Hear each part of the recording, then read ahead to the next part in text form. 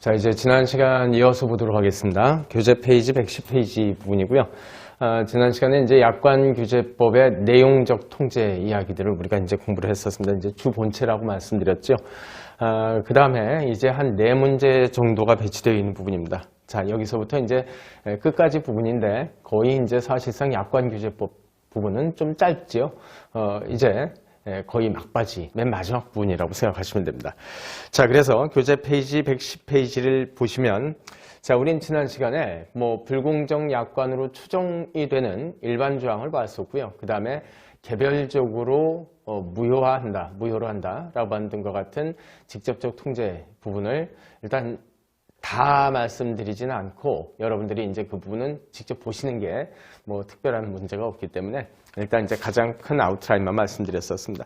자, 그 이외에 이와 같이 제1절 부분입니다. 자, 불공정 약관은 쓰면 안 된다 라고 하는 사용금지와 관련된 부분입니다.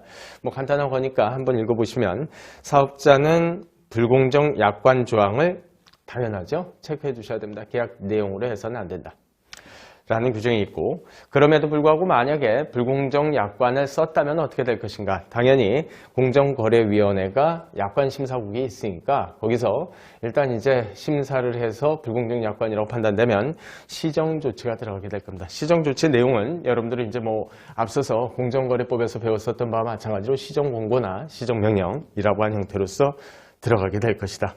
자, 그 정도 확인해 두시고요. 자, 그래서 시정공고사항은 특별한 것은 없습니다. 자, 공정거래위원회는 사업자가 불공정 약관 조항의 사용 금지에 대한 방금 보았었던 이 규정을 위반했을 때 사업자에게 해당 불공정 약관 조항에 줄쳐주십시오. 삭제나 수정 등 시정에 필요한 조치를 하라라고 권고할 수 있다. 보통 우리 공정거래법에서도 거의 비슷한 부분들 나왔었죠. 즉 시정 권고라고 하는 것이 나왔죠. 그리고 권고라고 하는 것은 말 그대로 권고 정도에 불과하지만 아직은 여기에 대해서 수락하는 순간 시정명령과 동일한 효력이 생기더라 라고 하는 것은 공정거래법에서 이미 배웠었던 것과 같습니다. 자, 그리고 더 구체적으로 아예 시정명령이 내려지는 경우들이 있더라. 자, 그래서 일단 이제 공정거래위원회는 불공정 약관 조항의 사용 금지에 대한 이 규정을 위반한 사업자가 다음 각호의 어느 하나에 해당하는 경우에는 해당 사업자에게 해당 불공정 약관에 역시 마찬가지입니다. 줄쳐주실까요? 삭제나 수정. 그 다음에 공정거래법 앞부분에서 우리가 본 바와 같이 시정명령을 받은 바 있다라는 사실에 대한 공표라고 하는 것을 명할 수 있고, 그 밖에 약관 시정을 위해 필요한 조치를 명 내릴 수 있다라고 되어 있습니다. 자, 그래서 어떤 경우인가 라고 했을 때 첫 번째, 공정거래법에서 우리가 공부를 했었던 시장 지배적 사업자이더라. 자, 그 다음에 두 번째, 사업자가 자신의 거래상 지위를 부당하게 이용해서 체크해 주시고요. 계약을 체결했을 때. 세 번째, 사업자가 일반 공중에게 물품 용역을 공급하는 계약으로서 계약 체결에 긴급 신속 각 동그라미 치시고요. 이로 인해 고객이 계약을 체결할 때 약관 조항 내용을 변경하기 곤란한 경우. 네 번째, 사업자의 계약 당사자로서의 지위가 현저하게 우월 묶어주시고요. 하거나 고객이 다른 사업자를 묶어주십시오. 선택할 범위가 제한되어 있어 약관을 계약 내용으로 하는 것이 사실상 강제되는 경우. 그 다음에 다섯 번째, 계약의 성질 또는 목적상, 성질상 또는 목적상 묶어주시고요. 계약의 취소, 해제 또는 해지가 불가능하거나 계약을 취소, 해제 또는 해지를 해버리면 고객에게 현저한 재산상 손해가 발생하는 경우. 그 다음에 여섯 번째, 사업자가 아까 이야기했었던 시정 공고를 정당한 사유 없이 따르질 않아서 여러 고객에게 피해가 발생하거나 발생할 우려가 현저한 경우라고 하는 이 6가지 경우에 해당이 된다면 시정명령을 공정거래위원회가 적극적으로 그냥 바로 내려버린다라는 소리입니다. 자, 제1호에서부터 제6호 사유까지는 23년 우리 시험 문제 출제되진 않았습니다만 당연히 시험 문제 출제될 가능성이 굉장히 이제 내년에 높으니까 여러분들 간단한 부분입니다. 한마디로 자, 이와 같은 사업자가 불공정 약관을 썼다면 시정 권고부터 들어가는 것이 아니라 시정 명령을 막바로 내린다고 하는 이유는 공정거래위원회가 적극적으로 개입할 필요 있는 사건들입니다. 왜냐? 자, 약관을 쓸 수밖에 없는 소비자들. 자, 이걸 꼭 이제 내가 살 수밖에 없다.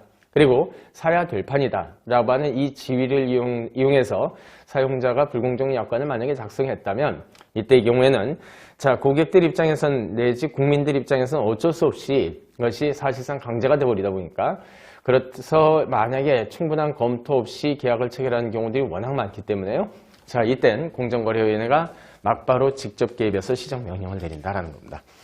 자, 그 다음에 이제 양거로 3번에 동종사업자는 지금 현재 분쟁의 대상이 되었었던 이 사업자 말고 이와 유사한 사업자들도 아마도 그러한 비슷한 내용의 약관을 쓰게 될 염려가 있기 때문에 자, 시정권고나 시정명령을 내릴 때 필요하다면 해당 사업자와 같은 종류의 사업을 하는 다른 사업자에게도 같은 내용의 불공정 약관 중 혹시 있으면 쓰지 마시라 라고 권고할 수 있는 것이다. 체크 간단히 해두시면 됩니다.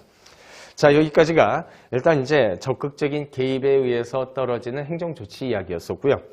자, 그러면 이러한 조치들을 내리는 행정관청으로는 당연히 첫 번째 방금 우리가 얘기했었던 공정거래위원회가 있을 테고요. 공정거래위원회 부분에 대해서는 공정거래법 부분에서 이미 공부를 했었죠. 자, 그 다음에 관계청한테도, 즉 관계행정관청에게도 역시 일정한 일단 이제 시정 요청을 하는 경우들이 있더라. 즉 행정청 역시 공정거래위원회도 행정청이죠. 그럼에도 불구하고 다른 행정청한테 시정하시라라고 권고를 하는 경우 내지 요청을 하는 경우가 있더라. 어떤 경우인지 한번 봅니다.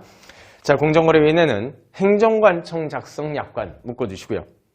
약관을 작성한 곳이 봤더니 행정청에서 작성을 했더라 라든가 혹은 또 묶어두십시오. 다른 법률에 따라 행정관청의 인가를 받은 약관이 있는데 자, 아무리 봐도 공정거래위원회가 봤을 때 이 약관이 분명히 불공정 약관에 해당된다고 인정되더라. 이때는 해당 관청에게 줄십시오. 그 사실을 통보하고 자, 이를 시정하기 위해서 필요한 조치 좀 하세요 라고 요청을 할 수 있더라. 이거 시험 문제 굉장히 자주 나오는 지문입니다. 체크해 주시고요. 자, 그리고 이 시정 요청을 받았을 때 공정거래위원회는 시정 권고 또는 시정 명령은 자기가 스스로 하지는 않는다. 알아서 해당 행정관청에서 고칠 것이다 라는 겁니다. 자, 특히 하지 아니한다 부분 줄쳐주시고요. 이것도 역시 시험 문제 자주 나오는데 23년 올해 시험의 경우에는 출제되지 않았습니다. 그러니 내년에는 이제 출제 확률이 유력하겠죠. 그죠? 자, 그 정도 확인해 주시고요. 112페이지에 자, 이번엔 금감원의 통보가 있습니다. 즉, 공정거래위원회는 은행법에 따른 은행약관 묶어주시고요. 역시 은행약관이 불공정 약관에 해당된다고 인정할 때 자, 금융위 설치법에 따라 설치된 금감원에 금융감독원 줄쳐주시고요. 그 사실을 통보하고 역시 이를 시정하기 위해서 은행 보고 좀 어떻게 좀 약관 좀 고치라고 해주세요 라고 권고할 수 있다. 즉 필요 조치를 줄쳐주십시오. 권고할 수 있습니다. 자, 그 정도 확인해 두시고